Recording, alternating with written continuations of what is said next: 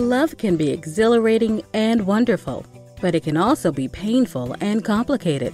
Join clinical psychologist and best-selling author Dr. David Hawkins as he reveals the truth about the good, the bad, and the ugly aspects of relationships. Listen in as he gives you practical tips for hope and healing. Welcome to the podcast, Mad in Love.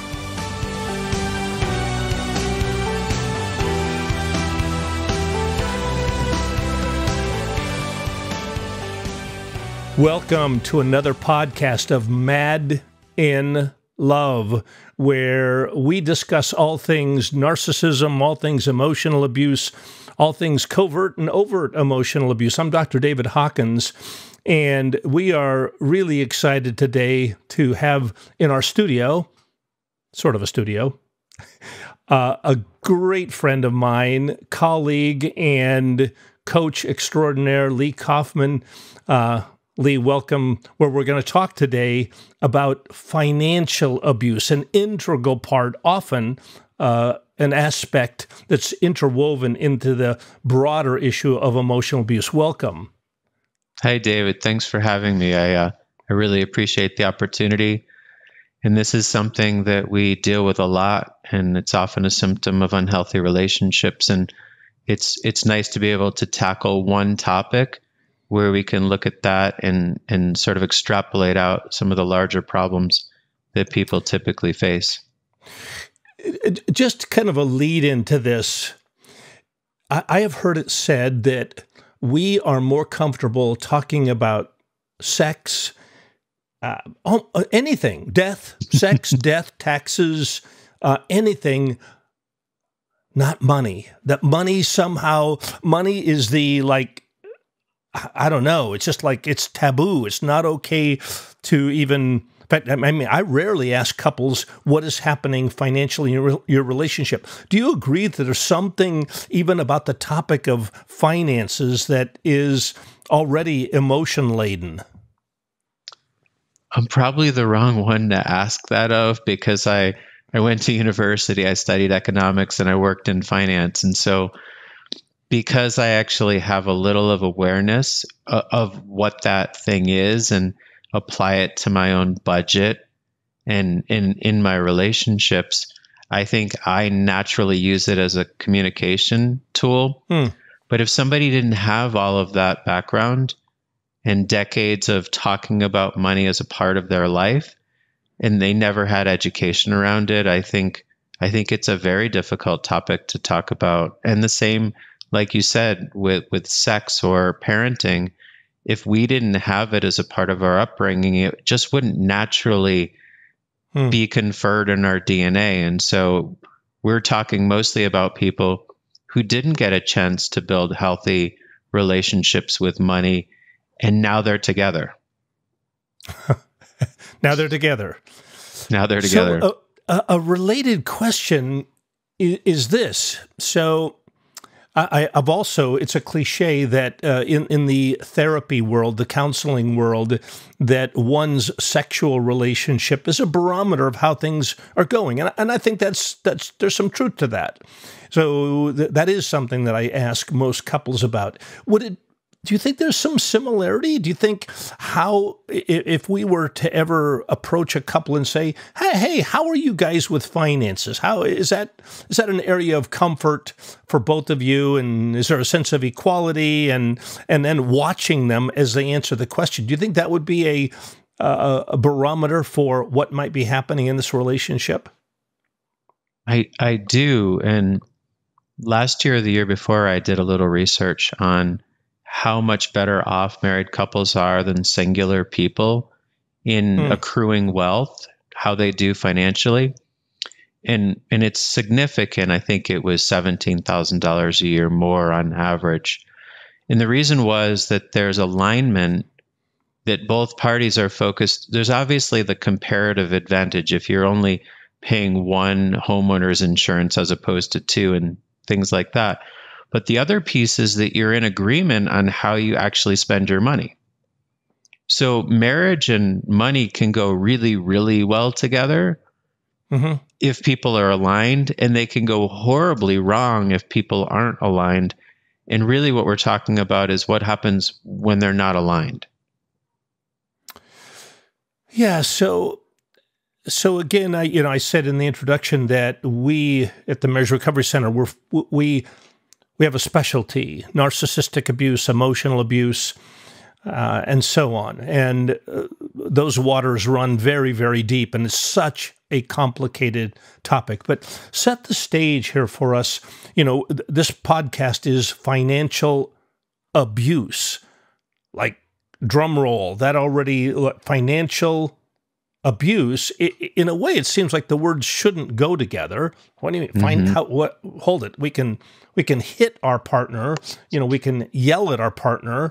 We can stomp out of the room with our mate and not talk to them for 3 days.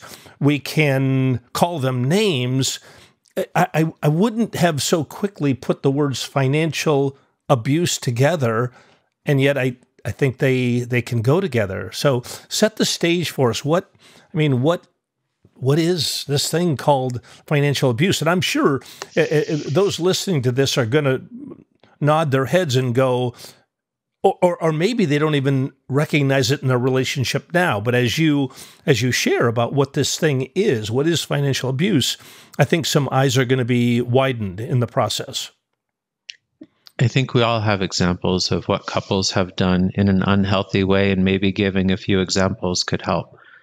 I worked with a couple, and they even came to work with me in person, so we knew each other quite well after an intensive. When they fought, the husband would move money from their joint checking account to an account that she didn't have access to. And then she would have to heal the wound of their fight in order to have access to the money that's rightfully hers and was for things like groceries and utilities and gasoline for the car. And I think that's a really glaring example of how it's incredibly wrong of him to do that, and it's difficult to navigate, and having help in that regard is probably the right thing to do.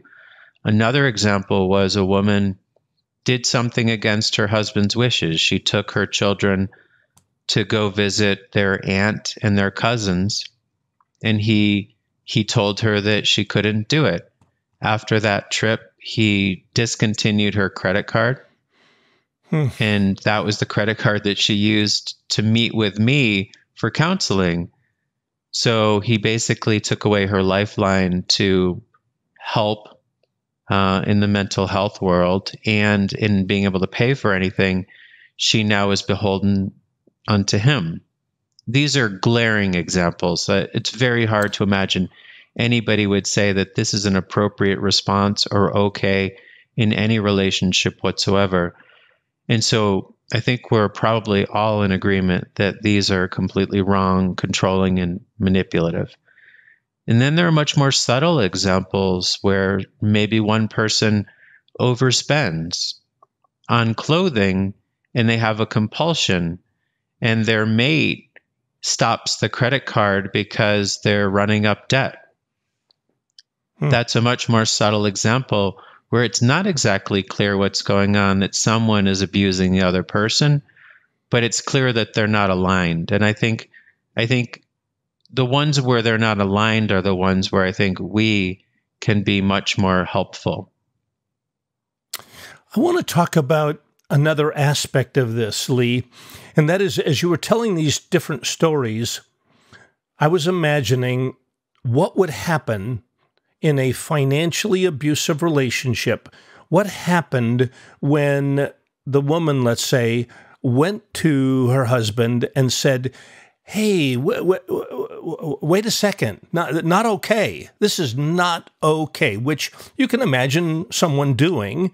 Sure. It's at that intersection, I'm imagining what I call crazy making and chaos and abuse, multiple layers of abuse. What would you imagine in that situation where we all agree he acts inappropriately? Mm-hmm. She then goes to him appropriately and says, wait a second, this is not okay. What would you, in a financially abusive relationship, what would then happen? Well, this is something you and I were talking about offline recently.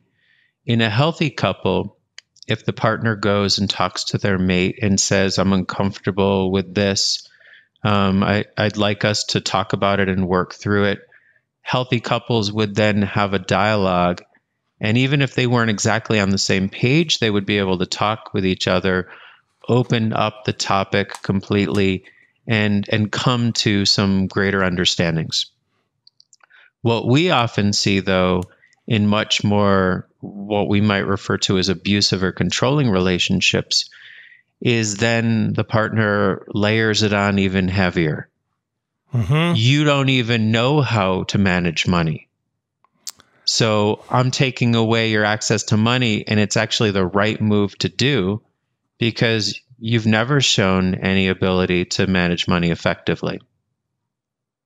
So rather than doubling that's down, the moment where the abuse, shifting the blame. That's the moment where the abuse becomes very, very clear.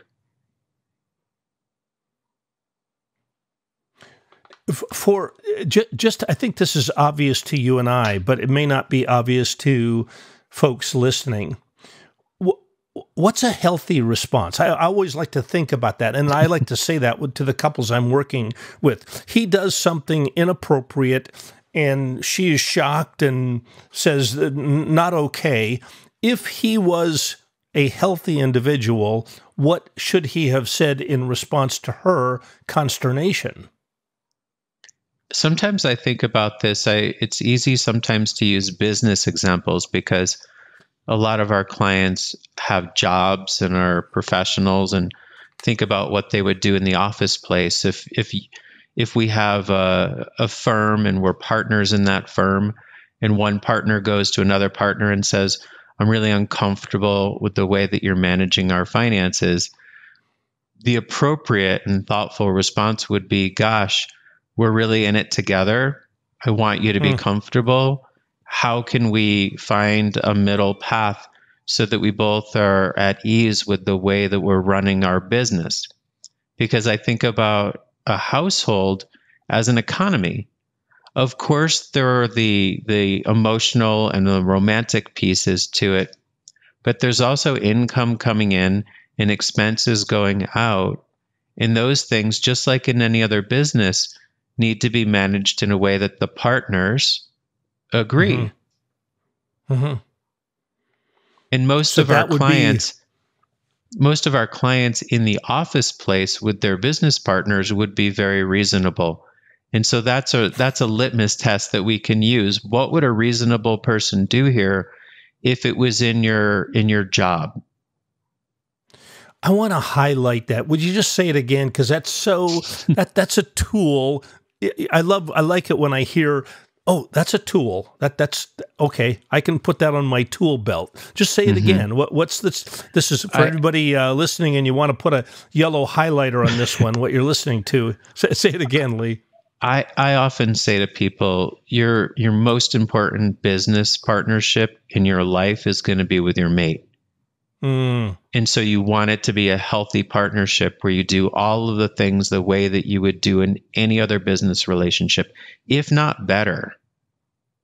So that's the litmus test. What would healthy people do in running an organization, whether it's a household or a nonprofit or Apple Computer? What would a healthy person do?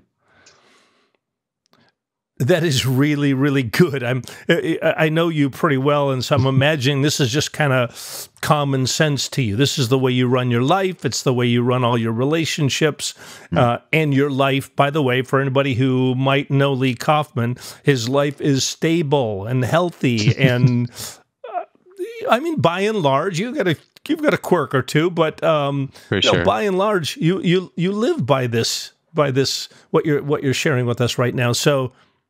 Yeah, what would a healthy organization do? What would happen at a healthy workplace? Because you are in business with your mate.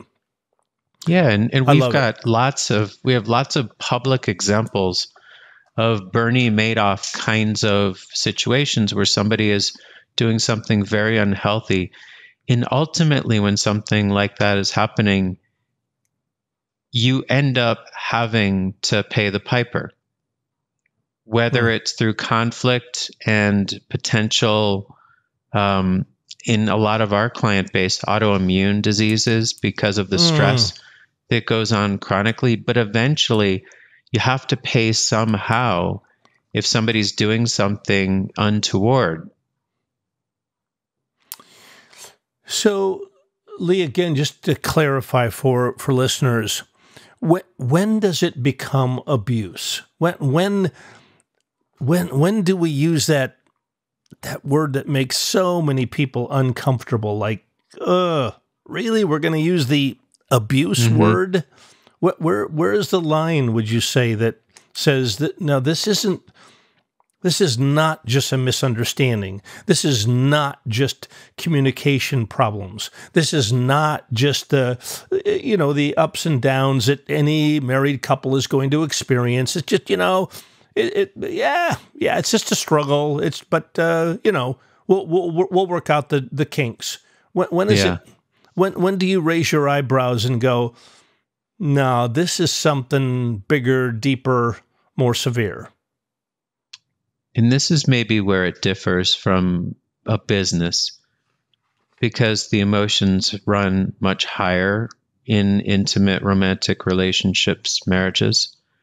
I think it begins when somebody feels scared, nervous, untrusting, that their partner is doing something on their behalf to look out for the well-being and the interests of the family. And at that point, the response in a healthy couple should be, oh my gosh, darling, I didn't know that you were feeling this way. I would love to talk about this with you, and we'll make any necessary changes if it's something that's important for you to feel more comfortable. That's what a healthy couple sounds like. I had no idea you were feeling this. If it's important to you, it's important to me.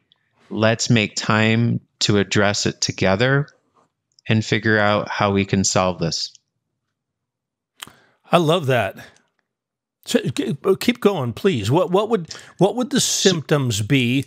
And by the way, I often say this, Lee. I often tell couples or women that I'm working with that have been emotionally and narcissistically abused, this is often felt more quickly than it is seen, though it is important at some point to see it so you can name it and go, okay, that's what's going on. That's why I'm feeling the way I feel. Say it again. You listed some symptoms, but I would like to just highlight those again.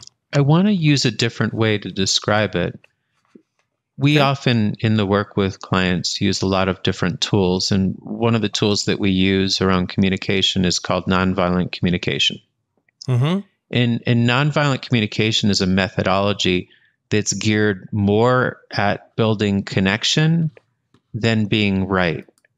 And we recognize a lot of our language has become litigious. When couples argue, they're often arguing over data points, and they're forgetting that their desire is to be connected.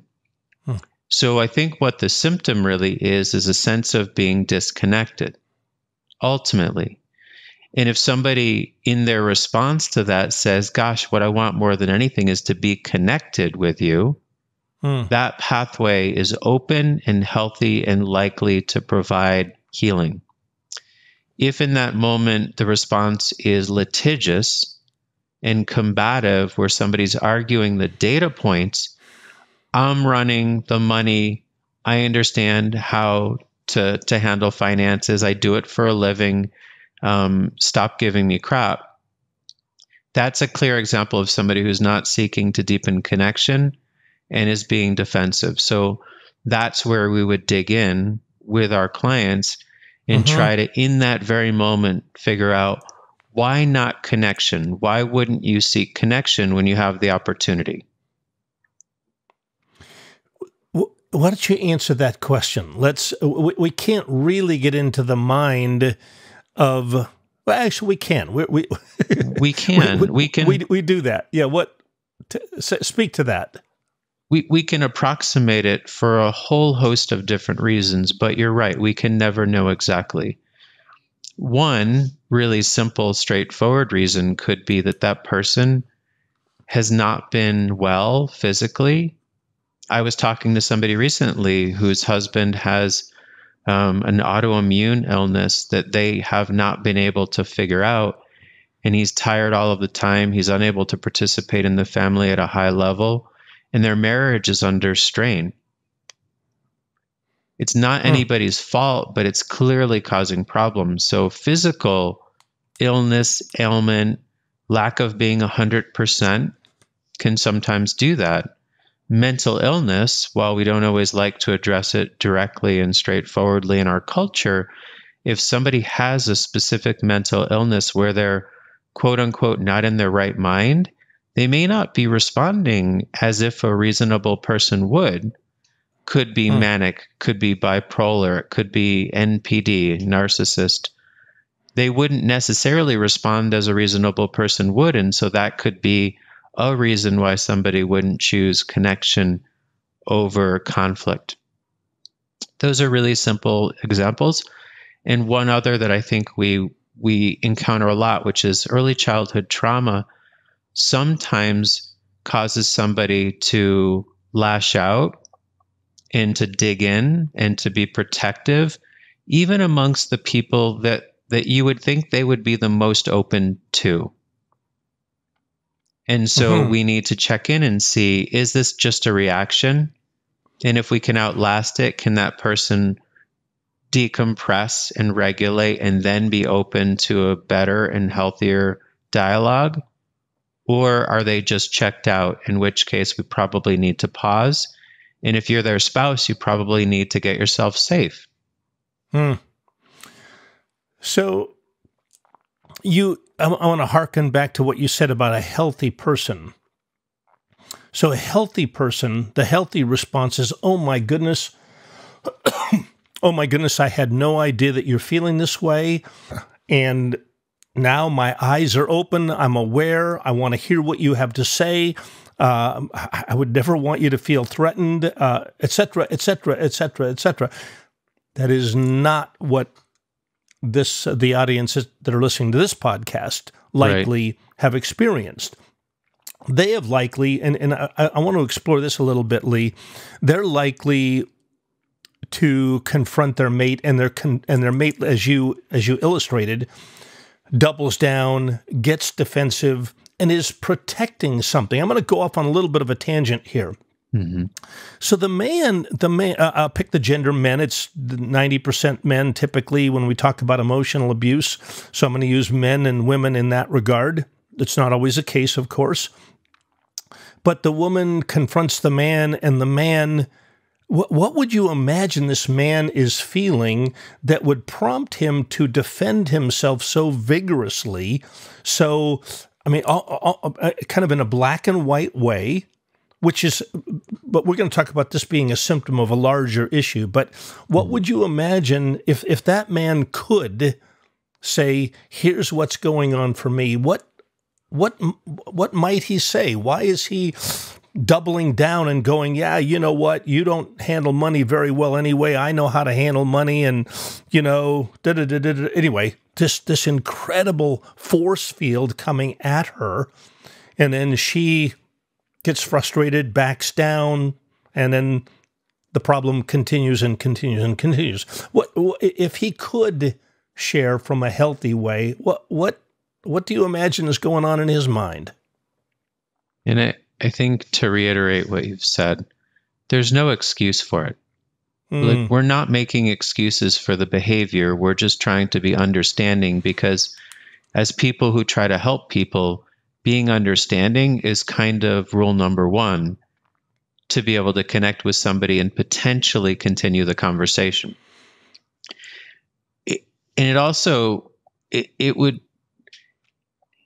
We would think it would be more sophisticated than the things that it typically is, but it often isn't. I find that mostly it's fear. And it can be fear about a variety of things. Could be fear if a person grew up in a very, very low income environment and didn't have very much and were always moving about between places or living in a car, and there's this feeling that no matter how much we have, it all could fall apart quickly, they may behave in ways that we would term abusive, but they would justify it by saying, I need to keep a roof over our heads. Yeah. I need to be able to have enough to be able to provide. Right? Fear is often the driving force for bad behavior. I want to camp here. So I sometimes, I don't know if you would call it coming to the defense of the abusive man, and I don't want to be misunderstood here, Sure. that we hold these men accountable for change as much as we can. But to your point, I mean, imagine how odd it would sound. This woman confronts the man, and we're going back now to what does a healthy man say when he's afraid? Mm-hmm. A healthy man says, I'm afraid. I'm afraid. I'm afraid. Yeah. Honey, I know I know this is not, I'm not behaving well here in this situation. I did cut off, I stopped the credit card because you had spent a certain amount of money, but this is on me. I'm afraid and I behaved badly and I am sorry. And I'm going to get some help for this fear that I have. I'm going to talk it out. I'm going to think it out. I'm going to go to Lee Kaufman, who will help me work it out. But that's not going to happen. That's not going to happen, at least not for a while, not without some help to mature, to grow, to learn nonviolent communication, which you and I both love. But that, sure. But nonviolent communication, for those, a quick little ditty on that is, that's making clear observations. That's sharing feelings and being comfortable sharing feelings. That is sharing what a deeper need is inside of us, and that's making requests. The threatened man, I want to just go back to that, Lee, if you could speak to that. The threatened man, the fearful man, and the man who's not conversant with his feelings, doesn't know how to make requests. There's going to be some gasps when I say this. He doesn't know how to assert himself. That's a whole nother podcast, because some listening are going, are you kidding me, Dr. Hawkins? He asserts himself all over the place. He aggresses all over the place. Mm-hmm. No, he's not healthily assertive.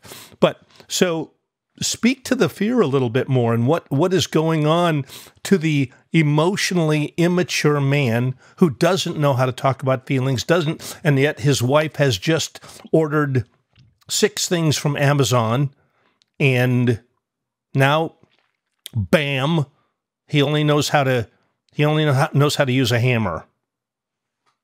Are you asking to talk more about the mindset? Or are you asking what the woman needs to do in this situation to be able to protect herself? We'll get to that. We'll get to what needs to happen. But just to try to understand what. So this is I'm already kind of setting the stage. In my mind, the way I see these men, most of these men that we're working with, they're emotionally immature. They don't know how to talk about feelings. They almost could never step up and say, I'm afraid. It is my fear. I feel insecure and frightened, but that's mine. I own it. I take they can't do that. So speak to that. Where are we going to find these men? Where do they reside emotionally? Not where literally, but what's going on in their heads? I'll give an example. There's a gentleman in the Seattle area that does neurofeedback, a clinical psychologist. And I watched him work once where he sets up a brain scan and sends it off to a database in Copenhagen, I believe, to see how that person's brain is operating versus the peer group, similar education, similar career path, so we can learn what parts of the brain might be hyperactive or underactive. Yeah. And then be able to use all sorts of types of therapy to interact with the brain to bring it back into balance. One of my favorite stories in this regard is a woman who was convinced that someone was going to come into her house at night and cause her harm. So she got a concealed carry permit and a gun and was on guard all of the time, worried that someone was about to attack her. After a series of this kind of therapy using neurofeedback, she was able to go back into her same house and be at peace and realize that the story that she was making up was causing her fear, not the actual experience in reality.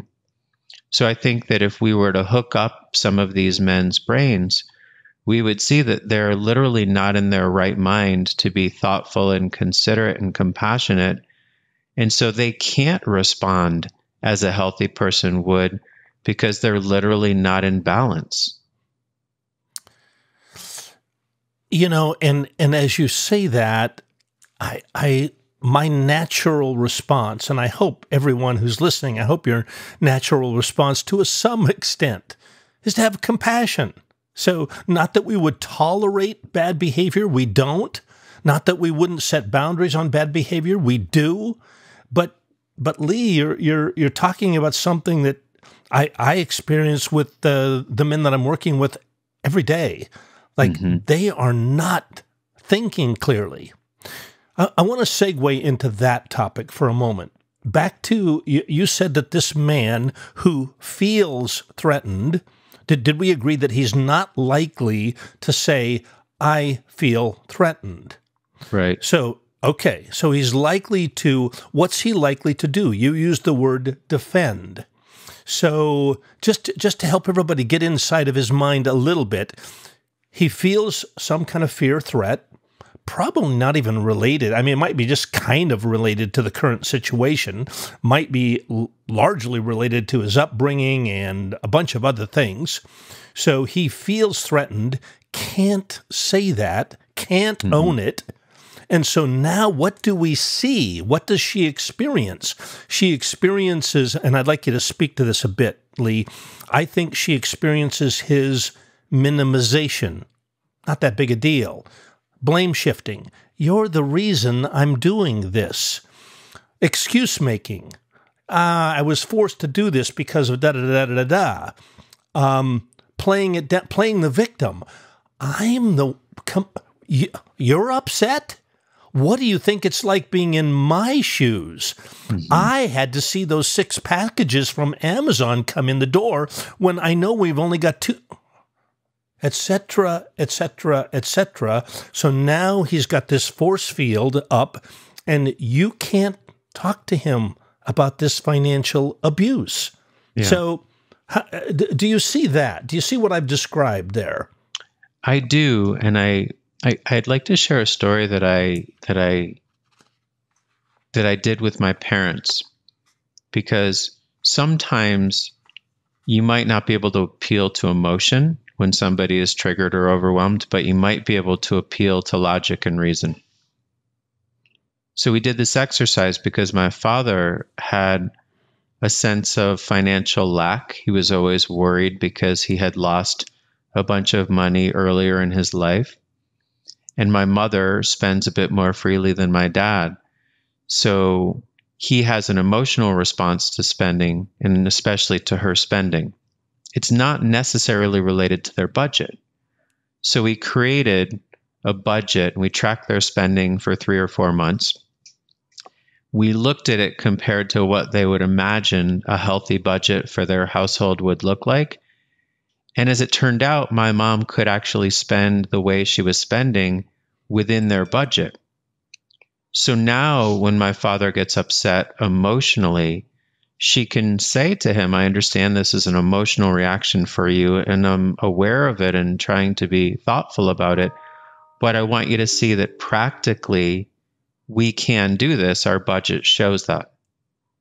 A reasonable person would be able to come back down from the emotional reactivity or the defensiveness and be able to participate in a conversation that's about reason.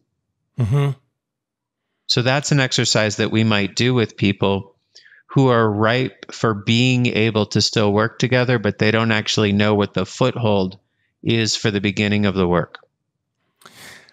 So you just added a component that is important for us to, as we're going to move, we're going to segue into where do we go from here. But I love the clause you just said, for the person who is ready to look at themselves in a way. So, so that's a key part of our work. I mean, we ask ourselves, and we might even ask them in some kind of way, are you ready to look at your reaction here? Are you ready? Are you interested in why you have such a reaction to her doing diddy da da da da, whatever it is? Mm-hmm. And right there, the answer is going to tell you a ton about what your next move is, correct? Yeah. Do we have a pathway forward to help these people, or are they really resistant and unable to see the reality of their situation more clearly? And this is where there was a video that I had seen years ago with Brene Brown. The topic was, are people doing the best that they can? But within that video, there was a small segment which was saying that the most compassionate and empathetic people are, in the research, also the most boundaried, because they understand how to protect themselves when it's time to protect themselves. And so we're not sitting here trying to advocate that women who are in financially abusive relationships just sit there and take it and try to be empathetic to their mate. There may actually be some really firm and fast boundaries that they need to create while being understanding and while being accepting that this is the best that he can do right now, but I need to do these things to safeguard myself.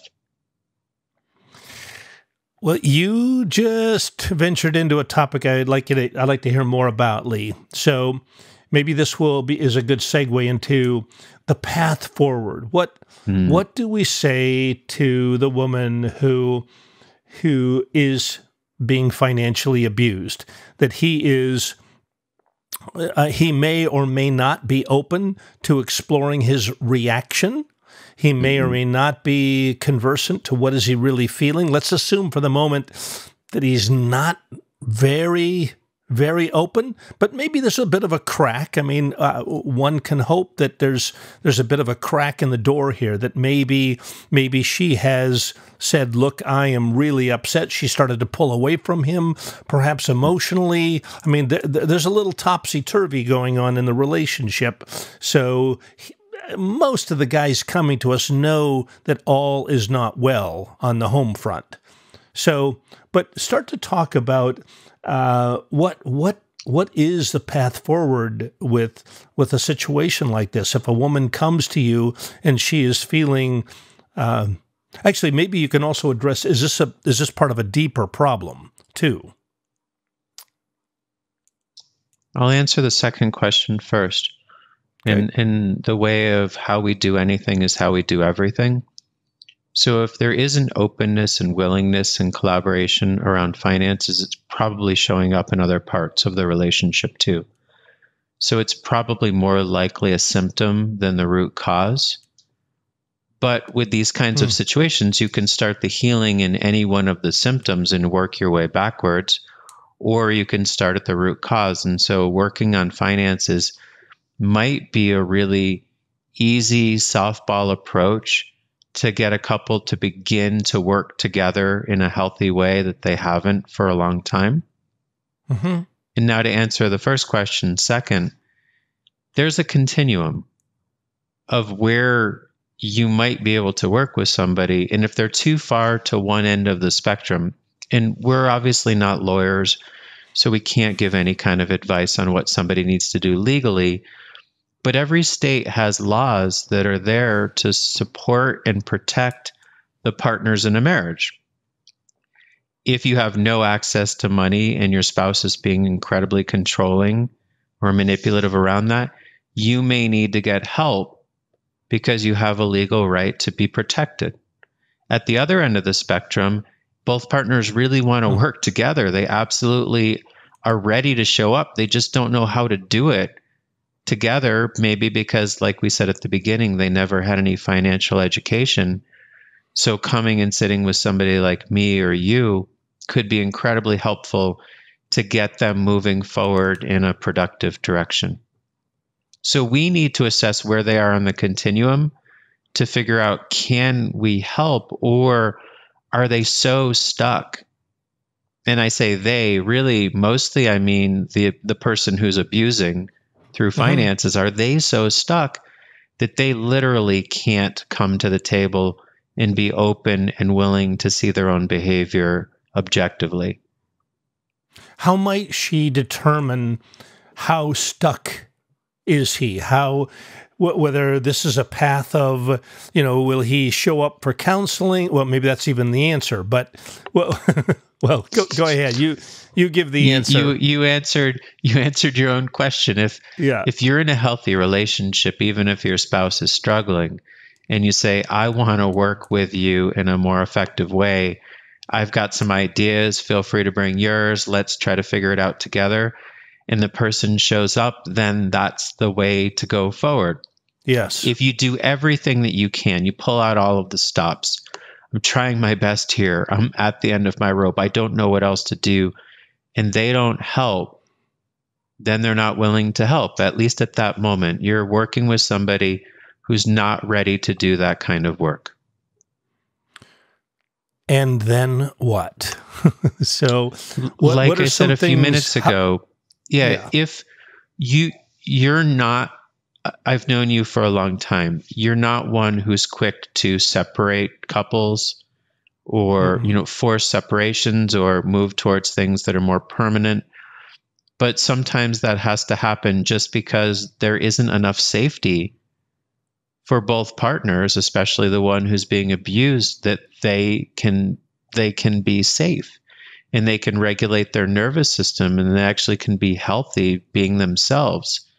So at the far end of the spectrum, if someone is unwilling to participate in what, remember we talked about, should be your healthiest partnership of your life, if they're unwilling to even participate, best to step back. However that looks, take some space, create some boundaries, and then let that time either show you that there's a different pathway forward or that there is just an impasse that you're going to need to work through in other ways. I want to make sure that everybody gets what you just said, Lee, on the topic. And this podcast is not about separation, but you are correct.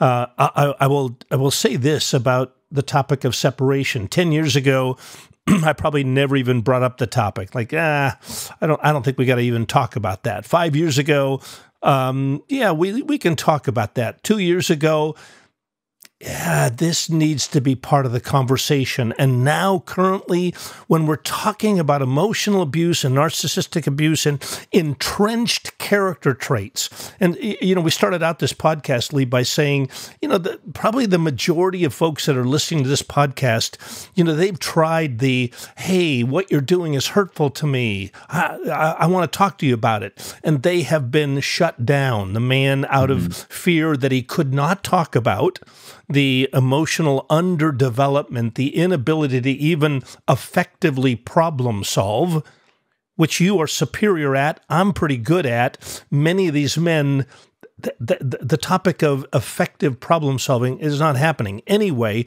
So if a woman is facing this kind of abuse, I do think the topic of taking space, the topic of boundaries. And by the way, boundaries, as you well know, you've written on the topic of boundaries. Boundaries have to have consequences, otherwise they're just complaints. So everybody needs to get really clear within themselves. But just speak to that a little bit more about what might taking space to think things over, to create, in my language, you've heard me say this many times, creating a bit of a crisis, perhaps even, rocking the boat, yes, and you take on some water, but walk us through with that, Lee. What might this woman do? She's tried to confront him. He's stonewalled her. He has not been willing to talk, to really collaborate. and so she is at her wit's end. And so what could name some different scenarios of what taking space might look like? And by the way, there's books out there on this topic, and there's some really good books on taking space to think things through. Walk us through that. Well, we've been refining this internally at MRC. What does a separation look like? What are the rules of that? Why would somebody do that? What are the red flags that would cause you to begin to think about that? And so each case is different. I think safety, well-being, and support are probably the key things that define whether or not it's time to do that. If two people can't be together in a way that's healthy, and especially if there are children involved, that's probably the biggest problem that we see, where kids in their experience is being compromised by the friction in the marriage. So it doesn't have to look like anything in particular. It just has to work under the current circumstances for both people involved. And so it could be moving all the way towards separate households, or it could be a separation within the house. It could be anything as long as it works and the person in particular who's being abused feels safe under those guidelines. The thing that I want to say, sometimes we don't have lots of abusive people listening to these podcasts, especially if they're not ready for change. But I want to remind people the financial ramifications of a divorce are significant. Mm-hmm. If you think that your finances might be compromised a bit now because your partner is overspending based on how you like to run the budget, it is nothing like what it looks like when a household separates completely and now it's divided in half, and now there's two households to run, and all of the retirement accounts are separated as well. And it is the biggest destruction of finances and the accrual of wealth of almost anything that happens in a person's life. So if you're focused on finances truly, then you would want to have a healthy marriage, and you would want to work collaboratively with your spouse to ensure that that's the case. If that's the case, we can help you, because that's an easy place to start. If that's not the case, and that the financial abuse is really a symptom of some other things going on, it may be difficult to start there. Underneath all of this, Lee, so, the cliche, there's got to be a breakdown before there's a breakthrough. So, systems, we know all about this. You know about systems, financial systems, business systems, and a marriage is a system, and a marriage and a family is a system. So there's got to be, for insight and change to happen, typically there has to be some kind of a breakdown, some kind of an intervention. In other words, you know the cliche, do what you've always done, get what you've always got. Or the other bumper sticker is do what you've always done and expect different results. And that's called crazy or insane. So, okay. So to the woman who is being financially abused, to the man who's got an iron grip on, no, this is the way things are, an intervention is going to happen at some point. When we recommend a separation, when we recommend taking space, we're cognizant of the fact that there's already a fracture going on. This isn't like all of a sudden, like, oh, I can't believe she's thinking about pulling away from me. Sir, she's been pulling away from you for a long time. This is nothing new. So anyway, if you want to mitigate against this fracture, because it is just going, what they're doing is not sustainable. So thoughts, any further thoughts about that, Lee, that this is a fracture that really needs to happen?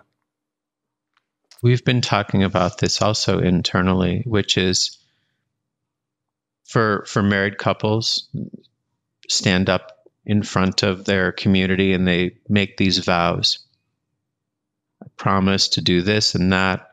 And at no point during those vows do they say, I will stay with you even if you're financially abusive. It never happens because at the beginning, everybody's promising to be a good partner.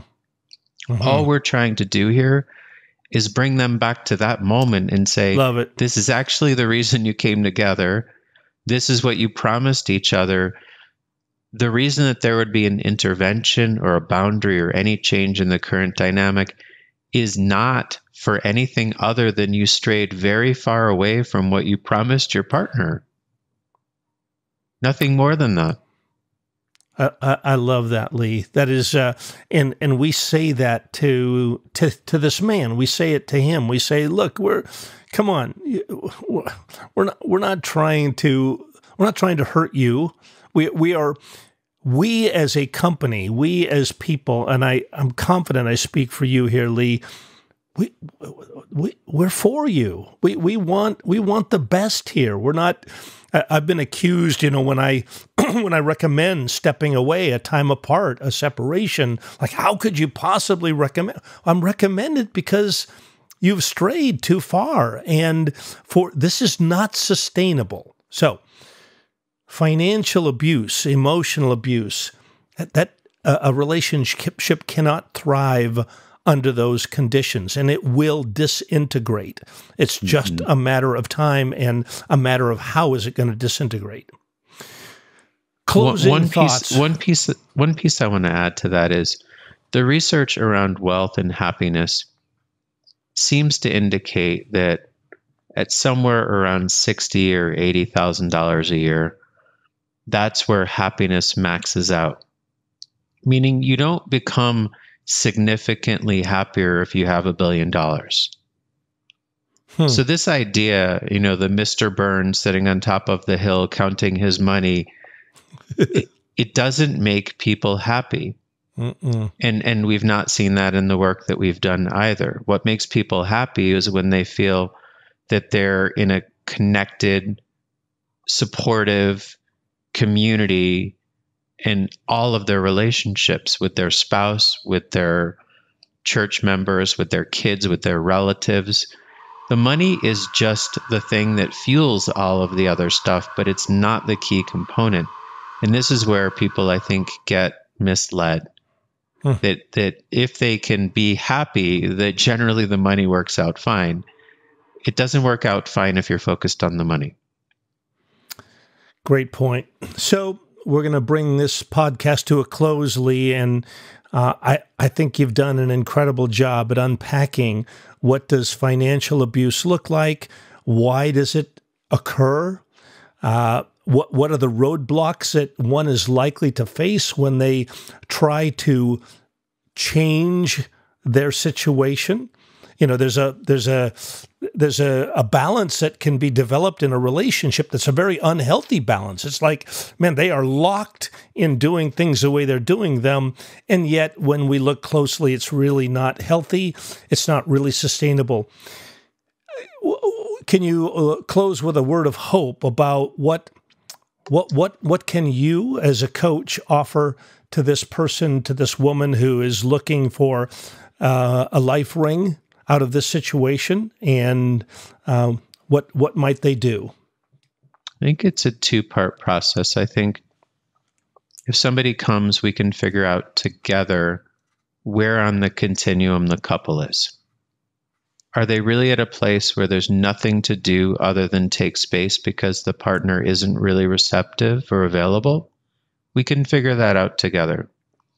If we figure out that they are receptive and available, then we've got a lot of options at our disposal. And the example of the budget with my parents is just an example of how to take the emotional thing and bring it into a central place for discussion.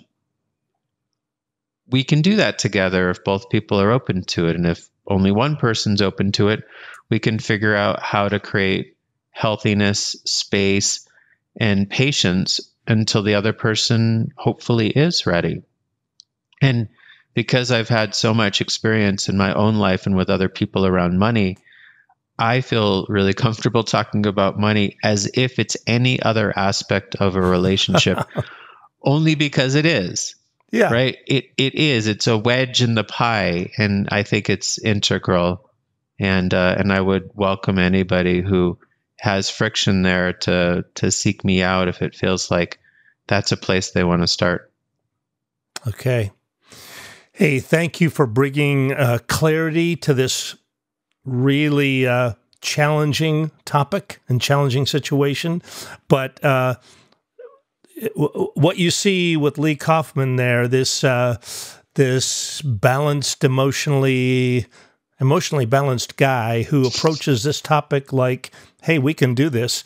That's how he approaches every situation. So again, thank you for bringing clarity and an element of confidence to this troubling topic. I appreciate the conversation. It's been at a high level, and I relish these. All right. Thank you, Lee. Okay, thank you. Bye.